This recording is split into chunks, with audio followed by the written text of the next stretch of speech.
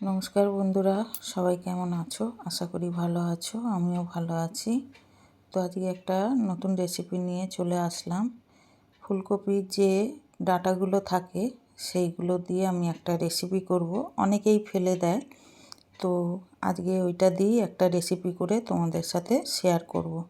তো তার জন্য দেখো, ফুলকপির ডাঁটা কেটে নিয়েছি সরু সরু করে। আর এখানে কিছু সবজি আমি অ্যাড করেছি: বেগুন, মূলো, শিম, কুমড়ো, আলু, এগুলো সবজিগুলো আমি দিয়েছি। তো চলো রেসিপিটা শুরু করা যাক। আর যদি ভিডিওটা ভালো লাগে অবশ্যই লাইক, কমেন্ট, শেয়ার করে পাশে থেকো। তো এই দেখো, আমি সরু সরু করে পাতা কচি ছিল পাতাগুলো নিয়ে নিয়েছি, ডাঁটিগুলো নিয়ে নিয়েছি, সরু সরু করে আলু ভাজার মতন কেটেছি। তো এইগুলোকে একটুখানি আমি ভাপিয়ে নেব, কেন ডাঁটাগুলো খুব শক্ত। তো এগুলোকে একটুখানি আমি নুন হলুদ দিয়ে একটুখানি ভাপিয়ে নেব। তো চলো সঙ্গে থেকো। তো রেসিপিটা শুরু থেকে শেষ পর্যন্ত দেখার অনুরোধ রইল। আর যদি ভালো হয়ে থাকে অবশ্যই লাইক, কমেন্ট, শেয়ার করো। তো দেখো, একটু জল আমি দিয়ে দিলাম, দিয়ে আমি এতে একটু সামান্য পরিমাণে হলুদ আর সামান্য পরিমাণে নুন দিয়ে এটাকে ঢাকা দিয়ে রেখে দেবো, একটু ভাপিয়ে নেব। তো সঙ্গে থেকো। তো চলো স্টেপ বাই স্টেপ তোমাদের সামনে তুলে ধরছি। আর নতুন পুরনো সব বন্ধুদেরই অনেক অনেক ভালোবাসা। তো দেখো বন্ধুরা, আমি ঢাকা দিয়ে দিলাম, এগুলোকে একটু ভাপিয়ে নেব। তো চলো, আমার ভাপানো হয়ে গেছে, দেখতে পাচ্ছ অল্প ভাপিয়ে আমি জলটা ফেলে দিয়েছি। তো এবার আমি কড়া বসিয়ে দেবো। তো কড়াতে তেল দিয়ে দিয়েছি, সর্ষের তেল সামান্য পরিমাণে। তো এর মধ্যে একটু 5 ফোড়ন আর দুটো তেজপাতা দিলাম। এবার 5 ফোড়ন দেবো, দিয়ে আমি একটুখানি 5 ফোড়নটা লালচে লালচে হয়ে যাবে, আমি সব সবজিগুলোকে ওর মধ্যে দিয়ে দেবো। তো দেখো,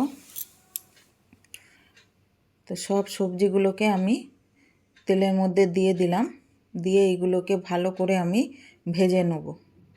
তো দেখো, সব সবজিগুলো কুমড়ো, মূলো, শিম, আলু, বেগুন সব সবজি দিলাম।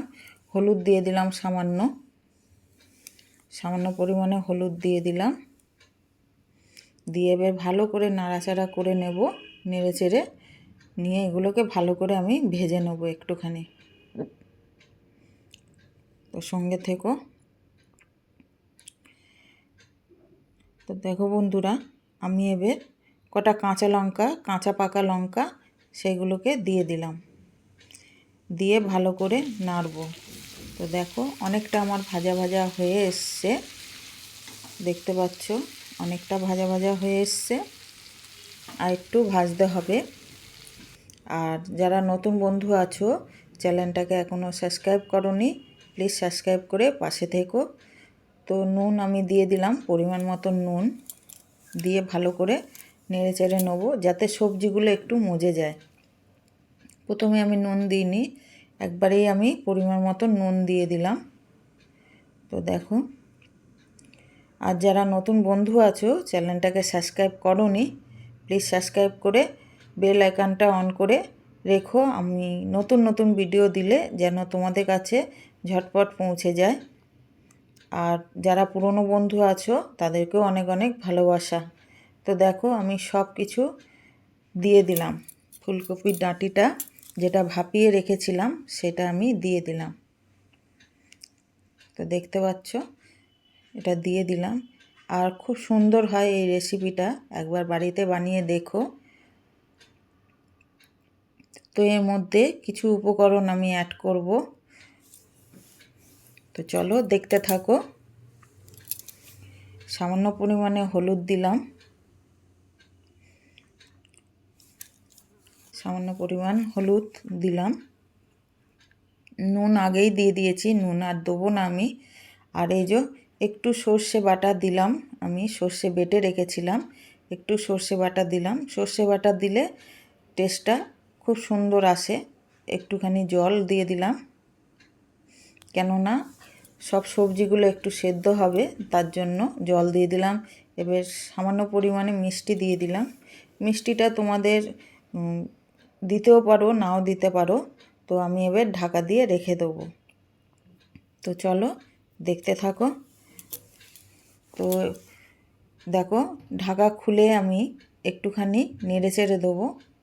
তো দেখো, দেখতে পাচ্ছ এই সবজিটা মানে শনিবারেও করা যায়, নিরামিষ দিনে, কেন এর মধ্যে পেঁয়াজ রসুন কিছুই নেই।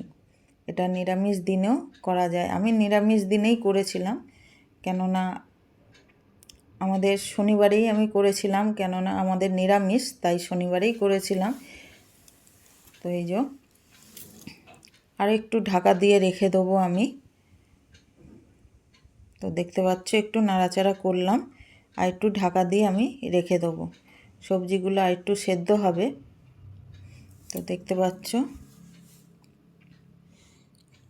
তো দেখো, আমি ঢাকা আবার খুললাম, খুলে তোমাদের সামনেই নাড়াচাড়া করে নিচ্ছি। তো দেখো, অনেকটা আলু সেদ্ধ হয়ে গেছে। আমি আর ঢাকা দেবো না, এবারে এইভাবেই থাকবে। এর মধ্যেই আলু যা সেদ্ধ হওয়ার বাকিটা সেদ্ধ হয়ে যাবে। তো চলো দেখতে থাকো। আলু অনেকটা সেদ্ধ হয়ে এসছে, দেখো।